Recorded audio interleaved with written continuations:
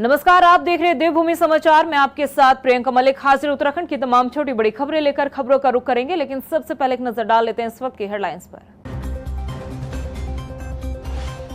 पचवादून क्षेत्र में लव जिहाद के मामले को लेकर विधायक मुन्ना सिंह चौहान के तल्ख तेवर, पुलिस अधिकारियों को दी सख्त एक्शन की नसीहत, कहा दोषियों को मिलनी चाहिए कड़ी सजा। बीजेपी सांसद कल्पना सैनी ने राहुल गांधी पर किया तीखा हमला, कांग्रेस को बताया आरक्षण विरोधी पार्टी, कहा राहुल गांधी कर रहे देश की जनता को गुमराह। राजधानी देहरादून की खस्ताहाल सड़कों को लेकर जिलाधिकारी ने जताई नाराजगी, 25 अक्टूबर तक कार्यदायी संस्था को सड़कें दुरुस्त करने का दिया अल्टीमेटम। उत्तराखंड में वांछित और इनामी अपराधियों के खिलाफ सख्त एक्शन, सत्यापन अभियान के जरिए हो रही पहचान, 7 जिलों में 266 आरोपी फरार। और देहरादून के पलटन बाजार में पुलिस प्रशासन की चेतावनी का असर खत्म, बाजार की सड़कों पर फिर लगने लगे फड़ और रेहड़ी, पिछले दिनों पुलिस ने दी थी हिदायत। हेडलाइंस के बाद बुलेटिन में खबरें विस्तार से।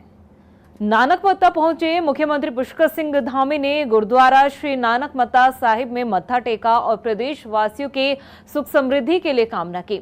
इसके बाद मुख्यमंत्री पुष्कर सिंह धामी डेरा कार सेवा पहुंचे, जहां उन्होंने दिवंगत बाबा तरसेम सिंह के चित्र पर श्रद्धा सुमन अर्पित कर उन्हें श्रद्धांजलि दी। हमारी आस्था श्रद्धा का जन्म है और मैं बचपन से यहाँ आता रहा हूँ। जब भी मुझे अवसर मिलता है और जब भी कृपा होती है, बिना कृपा के कोई यहाँ पहुँच नहीं सकता। जब भी गुरु घर का बुलावा होता है तब यहाँ पहुँचते हैं। यहाँ तो हमेशा उनसे प्रार्थना करता हूँ कि हमारे राज्य में सुख शांति रहे, राज्य हमारा हर दृष्टि से खुशहाल हो। 21वीं सदी का हमारा एक तीसरा दशक है, उत्तराखंड का दशक, इन 10 सालों में उत्तराखंड हर क्षेत्र में प्रगति कर रही है। उत्तराखंड से राज्यसभा सांसद कल्पना सैनी ने कांग्रेस नेता राहुल गांधी पर तीखा हमला किया है। बीजेपी प्रदेश कार्यालय पहुंची कल्पना सैनी ने कांग्रेस पर आरोप लगाते हुए कहा कि कांग्रेस पार्टी हमेशा से आरक्षण विरोधी रही है। राहुल गांधी कभी कभी अपनी सीमाएं पार कर जाते हैं। साथ ही आरोप लगाया कि राहुल गांधी ने विदेश में जाकर ओबीसी वर्ग के साथ ही सनातन धर्म का भी अपमान किया। सांसद कल्पना सैनी ने कहा कि राहुल गांधी देश की जनता को गुमराह करने का काम कर रहे हैं।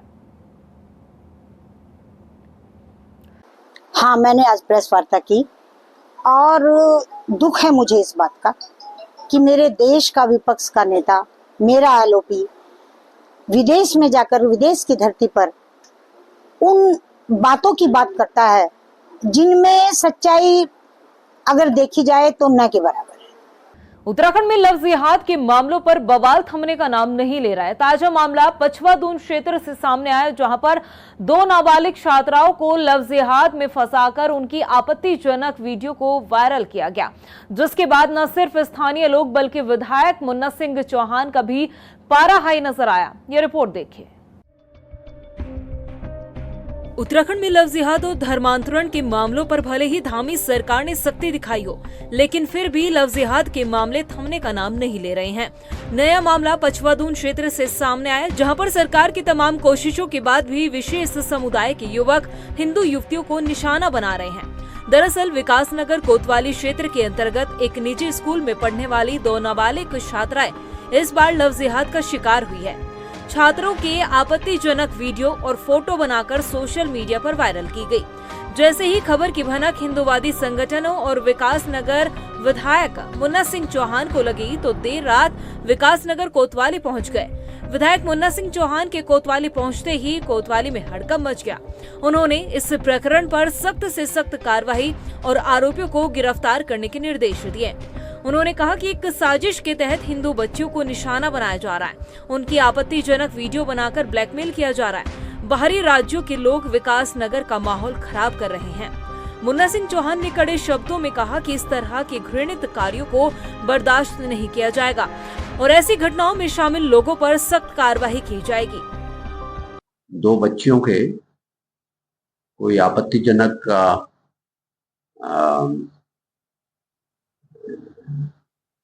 कोई फोटोज वीडियोस कहीं तैर रहे हैं और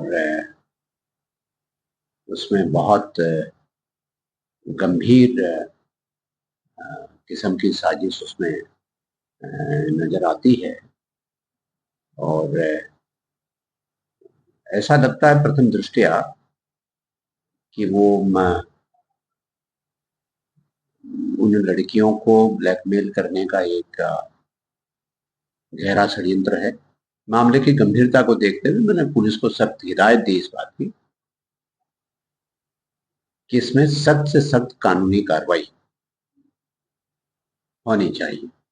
इन षड्यंत्रों को रचने में कोई परोक्ष रूप से भी इन्वॉल्व है, इनडायरेक्टली भी किसी का इन्वॉल्वमेंट है, तो उसको भी बख्शा नहीं जाएगा। वहीं कोतवाल विकास नगर राजेश शाह का कहना है कि नाबालिग छात्रों के साथ घटी इस घटना के लिए विशेष अधिकारी नियुक्त कर जांच की जाएगी और दोषियों को बख्शा नहीं जाएगा।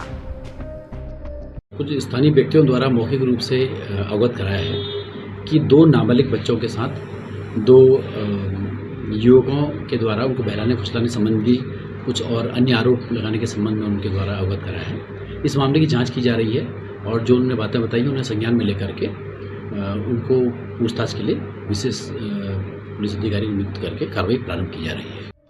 उत्तराखंड में लव जिहाद और लैंड जिहाद एक गंभीर मुद्दा बनता जा रहा है। जहां एक तरफ इन मामलों में वृद्धि दर्ज की जा रही है, तो वहीं राज्य की सुरक्षा और सांप्रदायिक सौहार्द पर भी सवाल खड़े हो रहे हैं। लेकिन मामलों में स्थानीय जनप्रतिनिधियों का खुलकर सामने आना और दोषियों को सख्त सजा देने की बात कहना वाकई सख्त रुख अपनाने जैसा है। अब देखना दिलचस्प ये होगा कि इस मामले में विधायक के हस्तक्षेप के बाद क्या कुछ कार्रवाई अमल में लाई जाती है। वहीं देहरादून स्थित विकास नगर पहुंचे कांग्रेस के प्रदेश अध्यक्ष करण माहरा ने बीजेपी सरकार पर जमकर प्रहार किया। उन्होंने कहा कि भारतीय जनता पार्टी की सरकार में शिक्षा माफिया, भू माफिया, खनन माफिया, शराब माफिया का बोलबाला है। बेरोजगारों के साथ धोखा और महिलाओं पर अत्याचार हो रहा है। वहीं करण माहरा से जब लैंड जिहाद, लव जिहाद और डेमोग्राफिक चेंज पर सवाल पूछा गया तो उन्होंने कहा कि ये सब सत्ता पाने के जुमले हैं। उल्टा उन्होंने बीजेपी के पदाधिकारियों पर ही जमीन हड़पने का आरोप लगाया है। में जमानत में बाहर हैं और जमानत क्यों? क्योंकि प्रशासन और पुलिस ने केस कमजोर बनाया। भर्ती घोटाले हुए, SSC भर्ती घोटाले हुए, हाकम सिंह बीजेपी का जिला पंचायत सदस्य, पटवारी पेपर लीक हुआ, बीजेपी का मंगलौर का मंडल अध्यक्ष। अब बताइए, भर्ती घोटाले हो, पेपर लीक हो, बलात्कार हो, हत्या हो, सब में तो बीजेपी वालों के नाम आ रहे हैं। तो कानून की आवश्यकता नहीं है, आवश्यकता है बीजेपी के कार्यकर्ता और पदाधिकारियों की वर्कशॉप बुलाएं और उनको ट्रेनिंग देके वो अपराध ना करें, तो ये हमारा प्रदेश सुरक्षित हो जाएगा।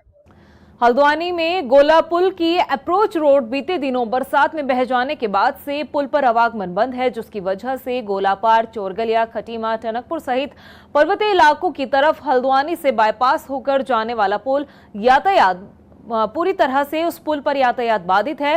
कांग्रेस और अन्य सामाजिक संगठन पहले 2 बार प्रशासन से पुल को जल्द से जल्द खोले जाने और वैकल्पिक मार्ग बनाए जाने की मांग कर चुके हैं। बावजूद इसके अभी तक पुल का स्थलीय निरीक्षण होने के अलावा कोई एक्शन नहीं लिया गया, जिसका विरोध शुरू हो गया है। क्योंकि यहाँ के बच्चों को ट्यूशन जाने के लिए हल्द्वानी जाना पड़ता है, किसानों को अपनी सब्जी बेचने के लिए जो है कृषि मंडी जाना पड़ता है।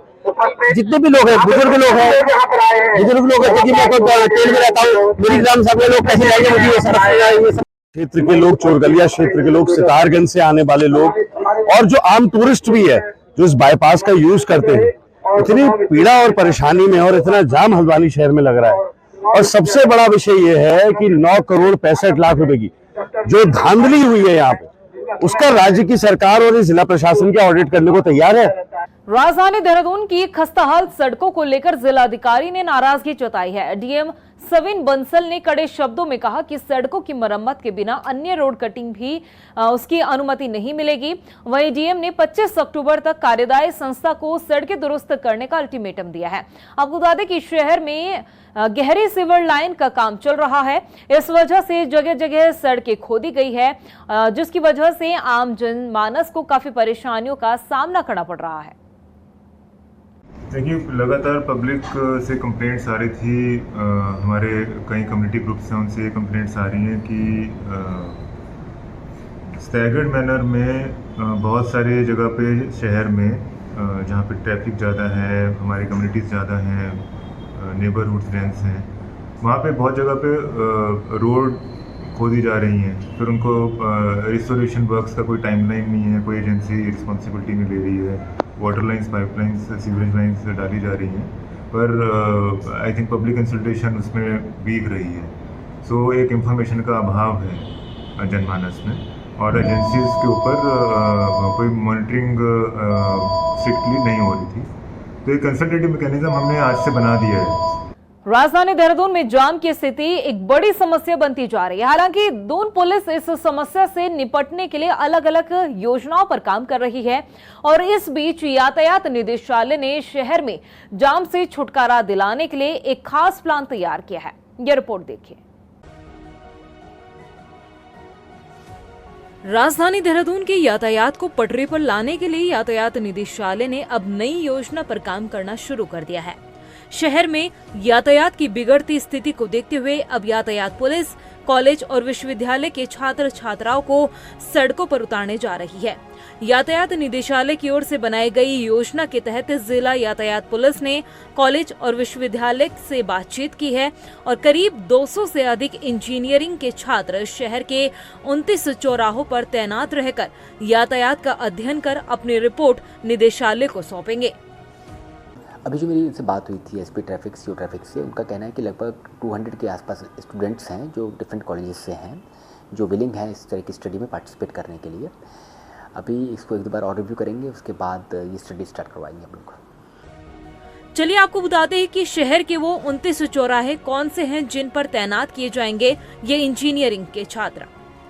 अजंता चौक, दिलाराम चौक, बहल चौक, सर्वे चौक, जाखन कट, करजन तिराहा, करजन रोड, द्वारिका चौक, आराघर चौक, धर्मपुर चौक, मोथरोवाला कट, फवारा चौक, रसपना, विधानसभा, जोगीवाला, पुरानी बाईपास चौकी, मथुरावाला चौक, कारगी चौक, आईएसबीटी, ट्रांसपोर्ट नगर, चंद्रबनी चौक, सुभाष नगर चौक, सन पार्क, अलका डेरी, कमला पैलेस, सेंट जूस चौक, रेलवे स्टेशन कट, प्रिंस चौक, तहसील चौक, दून चौक, आरजी कट, एमकेपी चौक, बुद्धा चौक, घंटाघर, टैगोर विला, बिंदाल, यमुना कॉलोनी, किशन नगर चौक, चूना भट्टा, क्रॉसिंग, शिव मंदिर चौक, महाराणा प्रताप स्पोर्ट्स कॉलेज चौक, 6 नंबर पुलिया, नंदा की चौकी, प्रेम नगर और सालावाला। योजना के तहत छात्र छात्राओं की तैनाती पीक टाइम में इन चौराहे और तिराहों पर की जाएगी। दोपहर 1 बजे से शाम 7 बजे तक छात्र छात्राएं यातायात की समस्या और उसमें सुधार को लेकर हर दिन की अपनी रिपोर्ट तैयार करेंगे। इसमें अगर किसी छात्र का घर किसी चौराहे या तिराहे के नजदीक होगा तो उसकी ड्यूटी उसी क्षेत्र में लगाई जाएगी। देखिए, हम लोग का ऑब्जेक्टिव है जो दून में हमारा जो अभी एग्जिस्टिंग इंफ्रास्ट्रक्चर है उसका हम ऑप्टिमम इस्तेमाल कैसे कर सकते हैं, तो कहाँ पर गुंजाइश है जहाँ पर जो एग्जिस्टिंग इंफ्रास्ट्रक्चर है उसको और बेहतर तरीके से उपयोग किया जा सकता है। तो उसके लिए हम लोग कोशिश कर रहे हैं कि जो कॉलेज के स्टूडेंट्स हैं, फ्रेश माइंड्स हैं, वो भी एक बार देख लेंगे कि जो पैचेज़ हैं जहाँ पर इस तरह के इश्यूज़ आ रहे हैं वहाँ पर क्या रीज़न है जिसके कारण वो इश्यूज़ आ रहे हैं और क्या उसका सोल्यूशन हो सकता है। तो जो हमारे ट्रैफिक पुलिस के अधिकारी कर्मचारी हैं उनके गाइडेंस में वो लोग अपने सुझाव जो है कंपाइल करेंगे और 1 हफ्ते की स्टडी हम लोग कोशिश करेंगे करवाने का। तो इस बारे में जो हमारे एसपी ट्रैफिक हैं और सीओ ट्रैफिक हैं वो जो डिफरेंट कॉलेजेस हैं यहाँ पर उनसे कोऑर्डिनेट कर रहे हैं। शहर में जाम की स्थिति को सुधारने का बीड़ा अब यातायात निदेशालय ने उठाया है। देखना ये होगा कि ट्रैफिक को लेकर जो प्लान तैयार किया गया है वो राजधानी देहरादून में यातायात की समस्या को सुधारने में कितना कारगर साबित होगा। उत्तराखंड पुलिस वांछित अपराधियों की धरपकड़ के लिए कार्रवाई कर रही है। डीआईजी गढ़वाल करण सिंह नगनियाल की माने तो फिलहाल प्रदेश में बढ़ती आपराधिक घटनाओं को देखते हुए ये बड़ा कदम उठाया जा रहा है। उन्होंने बताया कि गढ़वाल मंडल के करीब 7 जिलों में 266 आरोपी फरार है, इनमें से 110 इनामी अपराधी है। उन्होंने बताया कि सत्यापन अभियान के जरिए अपराधियों की पहचान भी की जा रही है। इस बीच जो है जो अपराधों के संबंध में काफ़ी चर्चाएं हो रही है, तो उसी को जो है नियंत्रित करने के लिए पुलिस विभाग ने 1 तारीख से एक अभियान चलाया, जिसमें जो बड़ी संख्या में वांछित अपराधी है उनकी गिरफ्तारी किया जाए। तो 1 तारीख से हमने शुरू कर दिया, और जिसकी गिरफ्तारी नहीं हो पा रही है उसे इनामी घोषित किया जाए, या पहले जो इनामी बदमाश है, वांछित है, उनके इनाम बढ़ाने की प्रक्रिया, ताकि जो है उसकी गिरफ्तारी के लिए सार्थक और प्रयास किया जा सके। वहीं रुड़की में कांग्रेस महानगर अध्यक्ष राजेंद्र चौधरी ने कहा है कि सोलानी नदी के पुल का जल्द से जल्द निर्माण होना चाहिए। उन्होंने ये भी कहा कि रुड़की नगर की क्षतिग्रस्त सड़कों के निर्माण पर कई सवाल खड़े करते हुए उन्होंने सड़कों के जल्द से जल्द उनकी मरम्मत और सड़कों के निर्माण की बात उठाई है। इसके अलावा उन्होंने स्मार्ट मीटर लगाए जाने पर भी ऊर्जा विभाग को चेतावनी दी। उन्होंने कहा कि विभाग को अपना ये फैसला वापस लेना चाहिए। उन्होंने कहा कि अगर उनकी मांगे पूरी नहीं होती है तो सभी विभागों के खिलाफ धरना प्रदर्शन किया जाएगा। हमारी मांग है कि रुड़की में तमाम सड़कें टूटी पड़ी हैं, उन्हें बनाया जाए। हरिद्वार से रुड़की को कनेक्ट करने वाले सोलानी नदी के पुल के बारे में 5 बार महानगर कांग्रेस कमेटी खुद ज्ञापन दे चुकी। हमारे माननीय विधायक गणों द्वारा जो है इस मुद्दे को सदन में भी उठाया गया, उसके बाद भी नहीं बना। बिजली की बेइंतहा कटौती हो रही है, गन्ने का रेट तय नहीं हुआ, और हम चाहते हैं उत्तराखंड में 27% पिछड़ों को आरक्षण मिले। उधर रुड़की में ही भारतीय किसान यूनियन टिकैत ने धरना प्रदर्शन कर सीपीयू ऑफिस का घेराव किया है। आपको बता दें कि किसानों के वाहनों के चालान में हुई बढ़ोतरी को लेकर किसानों में काफी नाराजगी देखने को मिल रही है, और इस दौरान भारतीय किसान यूनियन टिकैत के गढ़वाल मंडल अध्यक्ष संजय चौधरी ने आरोप लगाया कि सरकार द्वारा किसानों का उत्पीड़न किया जा रहा है। हालात ये है कि किसान भूखे मरने की कगार पर है। यहाँ जो ये पुलिस विभाग का सीपीयू विभाग इसने पूरे गुंडागर्दी यहाँ क्षेत्र में मचा दी। 10-10 हजार के 20-20 हजार के मोटरसाइकिलों के चालान काट रहे। किसान की इतनी हैसियत नहीं है। हमारा कहना यह है कि जिस हिसाब से किसानों की फसलों के पिछले 20 साल में रेट बढ़ाए गए, उसी हिसाब से पुलिस के चालान के रेट भी बढ़ा दिए जा। ये मनमान्य चालान किसान मजदूर किसी भी सूरत में नहीं देगा। हम इनके कार्यालयों पर धरना प्रदर्शन करेंगे। उधर गदरपुर में बंगाली समाज के लोग अनुसूचित जाति का दर्जा दिए जाने की मांग को लेकर लगातार प्रदर्शन कर रहे हैं। आपको बता दें कि 20 सितंबर को भी बंगाली समाज के लोगों ने एक महाजन सभा का आयोजन किया था, जिसमें बड़ी संख्या में बंगाली समाज अपनी शिकायतों को लेकर वहां पहुंचे थे और उन्होंने अपनी शिकायतों पर मंथन किया था। वहीं अब इस मुद्दे पर कांग्रेस और बीजेपी नेताओं के भी बयान सामने आने लगे हैं। देखिए, कोई भी मांग असफल होने का कोई कारण नहीं होता है। जब उसके पीछे उस तरीके से निरंतरता से प्रयास किया जाए तो कोई भी मांग यदि जायज़ मांग आती है तो सफल होती है। रही बात अरुण हलदर जी की, जहाँ तक उनके बारे में मुझे जानकारी, वो कार्यवाहक अध्यक्ष थे, वो पूर्ण रूप से अध्यक्ष नहीं थे, लेकिन फिर भी उनके पास एक ताकत थी और वो खासकर इसी समुदाय से आते हैं। उन्होंने एक आश्वासन दिया था, फाइलें वहाँ तक पहुँची भी होगी। देखिए, समाज में कई तरीके के लोग होते हैं, लेकिन हमने जो पूरे हमारे बंगाली समाज में जो हमने संदेश दिया वो एकजुटता का दिया। ये जो महासम्मेलन हुआ है, इसमें सिर्फ हमारे रुद्रपुर से ही नहीं, पूरे उत्तराखंड में जहाँ जहाँ बंगाली समाज के लोग रह रहे, चाहे वो लालकुआ कहिए, नानकमता कहिए, खटीमा कहिए, काशीपुर कहिए, और यहाँ तक कि यूपी के आसपास जो गांव लगते हैं वहाँ से भी लोग आए थे। क्योंकि आपको अच्छी तरह याद होगा 2001 के आंदोलन में जब हमारे ऊपर बात आई थी कि जो बंगाली घुसपैठी है, और उस बात को लेकर पूरा समाज एकजुट हुआ था। तो 20 सितंबर हम लोग हर साल मनाते हुए आ रहे थे, लेकिन इस बार 20 सितंबर में हमने कहा क्यों ना फिर से हम अपनी एकता का परिचय दें, और हम जब इतनी संख्या में लोग रहते हैं क्यों ना हम अपना नेतृत्व खड़ा करें। सिख युवक के साथ पुलिस इंस्पेक्टर द्वारा की गई अभद्रता मामले में गदरपुर में कांग्रेस कार्यकर्ताओं ने पुलिस इंस्पेक्टर का पुतला दहन किया। साथ ही पुलिस प्रशासन के खिलाफ जमकर नारेबाजी की गई। इस मौके पर कांग्रेस के पूर्व ब्लॉक अध्यक्ष शराफत अली मंसूरी ने कहा है कि अल्पसंख्यकों को वर्तमान में परेशान किया जा रहा है। जो हमारा एक लड़का सिख समुदाय का था, उसके साथ जो एसआई संदीप पिलखवाल ने जो बदतमीजी की है वो बहुत निंदनीय है। कांग्रेस कमेटी, कांग्रेस गदरपुर इसका पुरजोर विरोध करती है और निंदा करती है। अगर उस बच्चे की कोई गलती थी या गाड़ी के कागजात पूरे नहीं थे तो संबंधित धाराओं में उसका चालान किया जाता, गाड़ी सीज करी जाती। लेकिन जिस हिसाब से उसके धार्मिक चिन्ह को पकड़कर, उसकी पगड़ी को पकड़कर अपमानित करने का काम किया है, हम उसकी घोर निंदा करते हैं। प्रदेश की खबरों में इतना ही, फिर हाजिर होंगे कुछ खास खबरों के साथ। अब तक के लिए मुझे दे इजाजत, लेकिन जाने से पहले एक नजर हेडलाइंस पर। नमस्कार। पचवादून क्षेत्र में लव जिहाद के मामले को लेकर विधायक मुन्ना सिंह चौहान के तल्ख तेवर पुलिस अधिकारियों को दी सख्त एक्शन की नसीहत, कहा दोषियों को मिलनी चाहिए कड़ी सजा। बीजेपी सांसद कल्पना सैनी ने राहुल गांधी पर किया तीखा हमला, कांग्रेस को बताया आरक्षण विरोधी पार्टी, कहा राहुल गांधी कर रहे देश की जनता को गुमराह। राजधानी देहरादून की खस्ताहाल सड़कों को लेकर जिलाधिकारी ने जताई नाराजगी, 25 अक्टूबर तक कार्यदायी संस्था को सड़कें दुरुस्त करने का दिया अल्टीमेटम। उत्तराखंड में वांछित और इनामी अपराधियों के खिलाफ सख्त एक्शन, सत्यापन अभियान के जरिए हो रही पहचान, 7 जिलों में 266 आरोपी फरार। और देहरादून के पलटन बाजार में पुलिस प्रशासन की चेतावनी का असर खत्म, बाजार की सड़कों पर फिर लगने लगे फड़ और रेहड़ी, पिछले दिनों पुलिस ने दी थी हिदायत।